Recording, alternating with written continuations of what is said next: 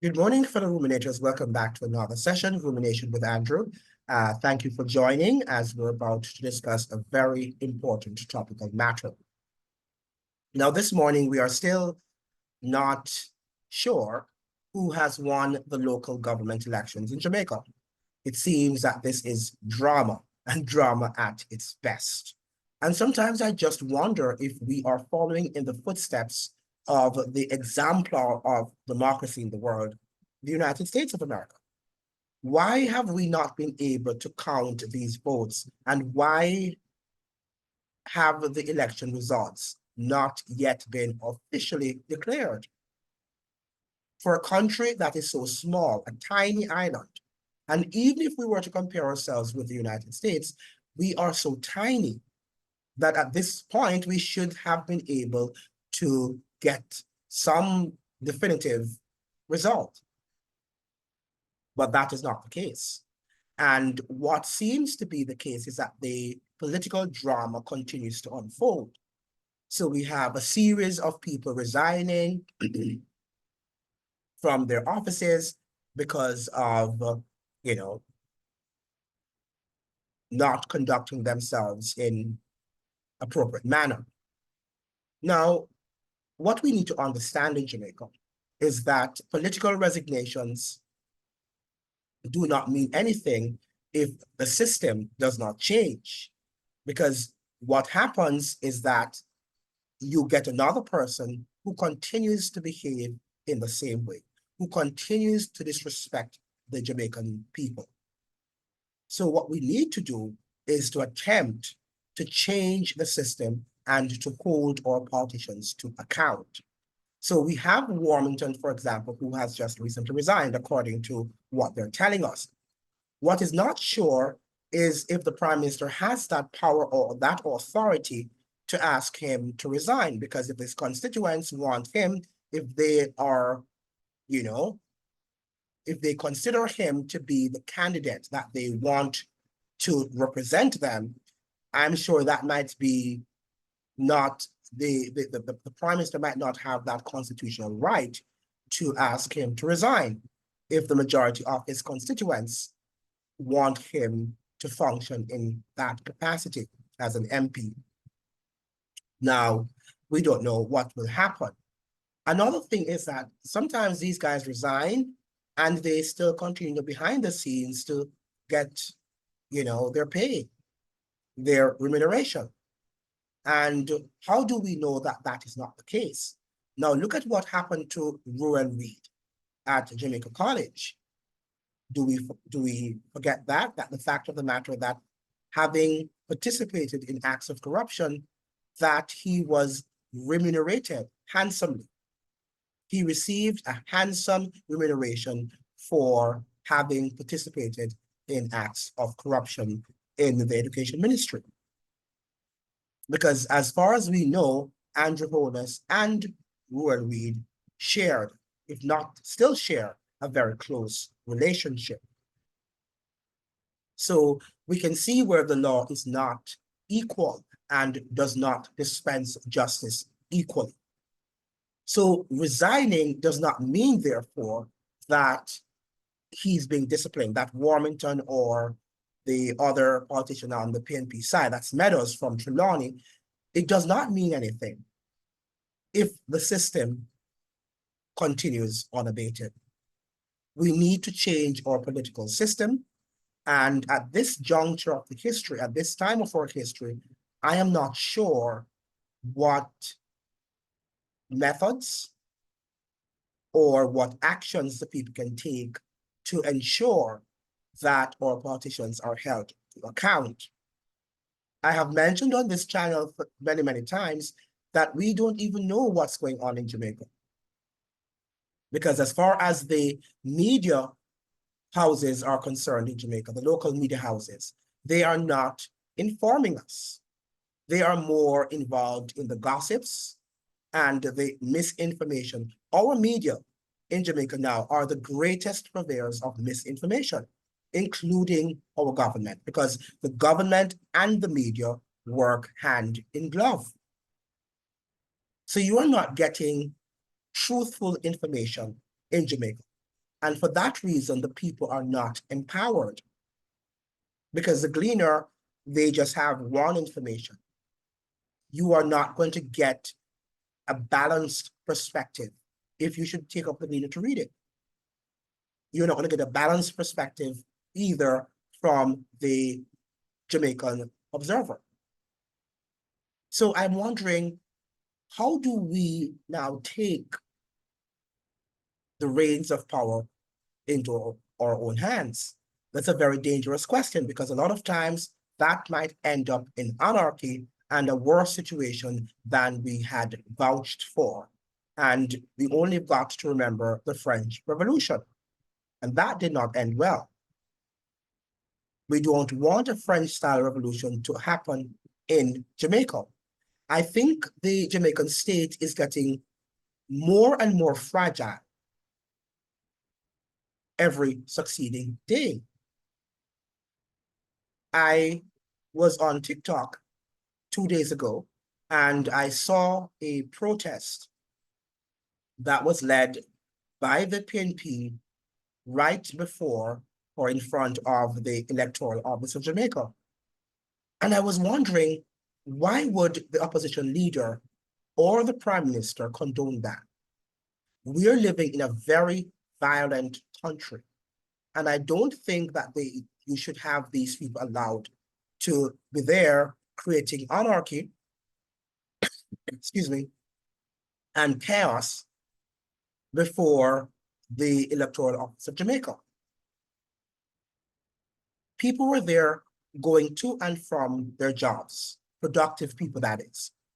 What if there were altercations there and it had erupted into a mini war?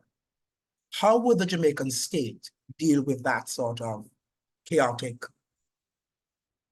environment? We're already living in a very violent society, and we should understand that we need to ensure that we maintain some amount of, decency. And the law should be applied in situations like these, and rules and regulations should be laid and should be articulated clearly that people could understand. And the best place to have been, or places, was or were their homes, in the safety of their homes. People should not have been allowed to be on the streets protesting and trying to preserve a party's power or their lack thereof.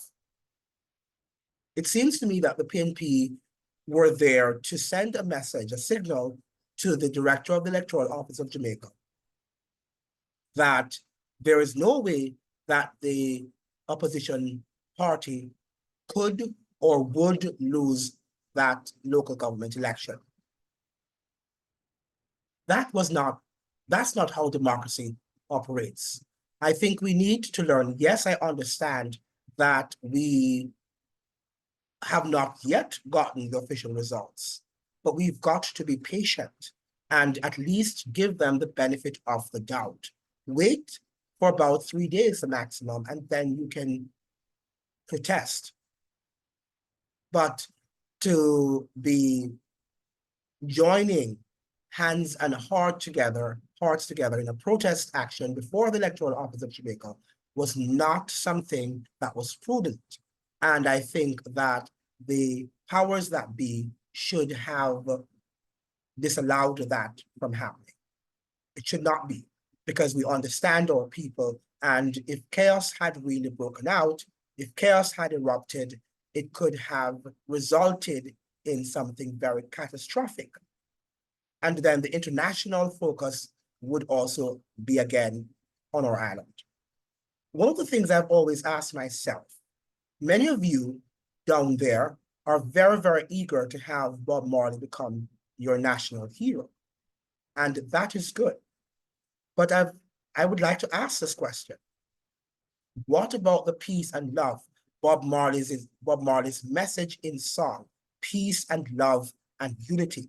Where is that? Since you're clamoring for this man to become your national heroes, Why aren't you heeding his,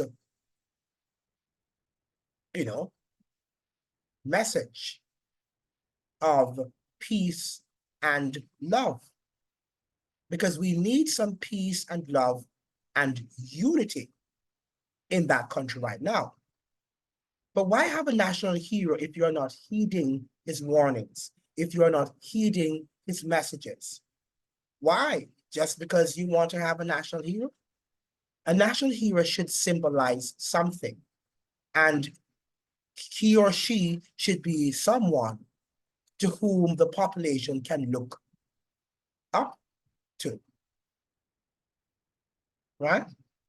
And not someone just to be there to just suggest that we have a national hero. And I think that for the most part, that is what we want to have, just to have a cult-like figure that we can, imbibe this feel-goodism, where we want to always feel good and have this sense of formidable patriotism that we are Jamaicans and we are associated with Bob Marley or whatever celebrity that we think we want to promote. It's time now that we get our acts together. It's time now for us to fight for our liberties. We understand that the current crop of politicians are not going to lead us into the land of milk and honey.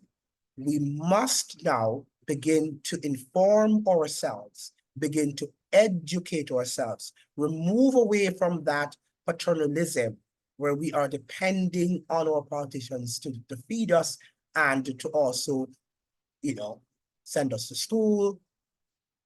We rely on them for just about everything. Yes, they are our leaders, but what we must tell them, we send you to Parliament to be our servants.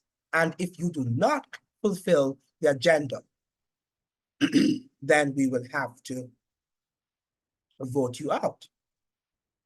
We'll have to ask you to leave.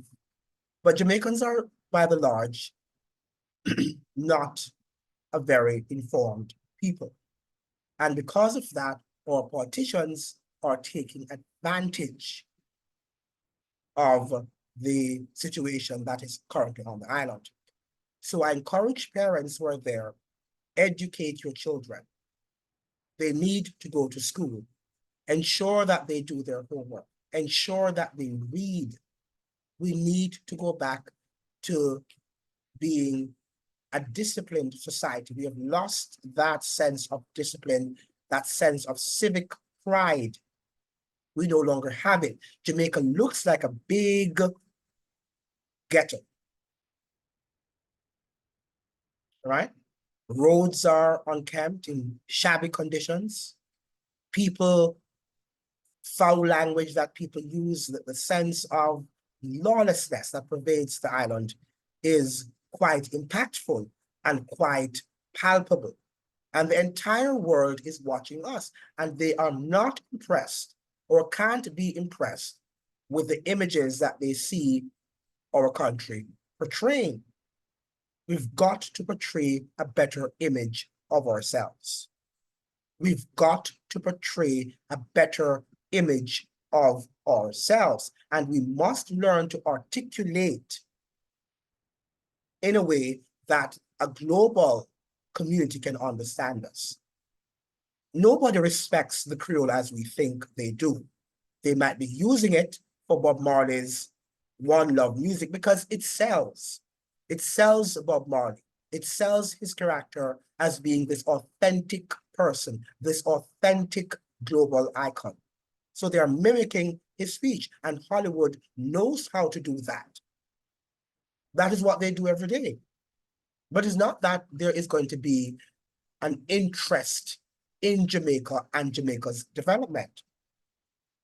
And I will say to you, for example, that the IMF, the International Monetary Fund, and the World Bank and the IDBs, these are institutions controlled by the US Treasury Department. And if the United States was very, very interested in Jamaica and its economic interests, its economic development, then they would not have inflicted such a great and rigorous and austere structural adjustment program that they have inflicted upon us. They wouldn't have done that. And it's also time for us to stop thinking that the US is going to be our saviors. If you read the news in the United States, and I'm not saying the New York Times or the Washington Post, if you read independent journalists, work coming from sources that are not mainstream, you will understand that people are registering equal discontent with the United States and its democracy.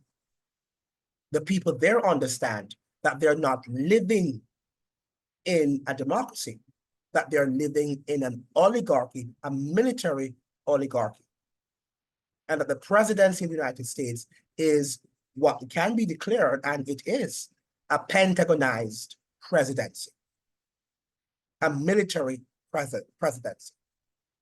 Okay, so the United States is not going to be our saviors at this juncture of its history. If you look at what is happening in Canada, the same, worse is happening in Canada. People, the Canadians are complaining about Trudeau and his behavior toward the democratic process.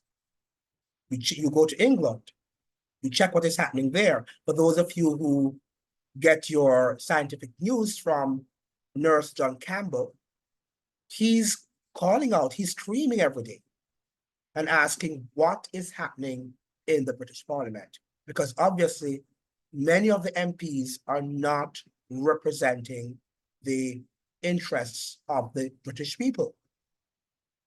And he's wondering what has happened to the high levels of patriotism that the British were known for. So these people in these developed Western nations are not going to be able to help Jamaica at this current juncture of world history. So we have got to take matters into our own hands. In fact, if the truth be told, some of our problems are created and manufactured by some of the same people who you are depending on to solve the problems in Jamaica. And I see a lot of podcasts or podcasters on YouTube behaving as if US policies or US invasion, a US invasion in Jamaica will help things. Well, you just have to look at what's going on in Haiti. If you are looking at what is happening in Haiti, what's going on there, and seeing the political landscape there, you'll understand why perhaps we would not want the United States to meddle in our political affairs or to take over things. Because if they fully run the show, at least we have an inkling. They run the show, that's for sure, but at least still, we have a minute control because of the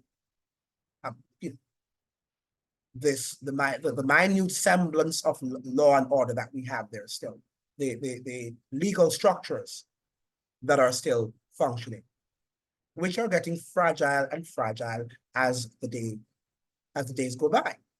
But we would not want a foreign entity to run the show fully in Jamaica, because they are not going to be nice to us. They are not going to tolerate our bad behavior. They are not going to exert patience when you can't communicate in standard English. They're not going to listen to you, right? So it's time for us to get our acts together and stop this suffering mentality that we are sufferers and we are Africans, because guess what? The reality is that we are living in a Western world, and we have to function in the Western world. Even Africa has to function in the Western world and controlled by Western forces. So you can look to Africa, but Africa is not going to be your redemption. In fact, Marcus Garvey wanted the best of us from this side of the hemisphere to go back to Africa to build Africa. Instead, we are trying to copy the weakest African propensities and adapt these propensities into our own realities. And we are regressing. We are not going forward. We have this romanticized picture of what Africa is or what it is not. And a lot of it is just based on a fertile imagination. It's not based on realities. So we've got now to settle down and to carve out a workable plan, a viable plan, craft a viable plan in terms of where we would like to see ourselves in the next 5 to 10 years. And it has to be a viable, workable plan. We tend to talk a lot and we make wonderful, or I should say, we craft things on papers that look so, excuse me, that sounds so eloquent. And at the end of the day, we often, throw them in the garbage bin because we were not genuine in terms of the vision that we we penned on paper. So my advice to us right now is to try to find a vision that works best for Jamaican people and not what is in the interest of the IMF, the World Bank, and the IDB, or any other foreign interest, as a matter of fact. Thank you so much for joining. I look forward to seeing you in the next video. All the best to you. Bye-bye.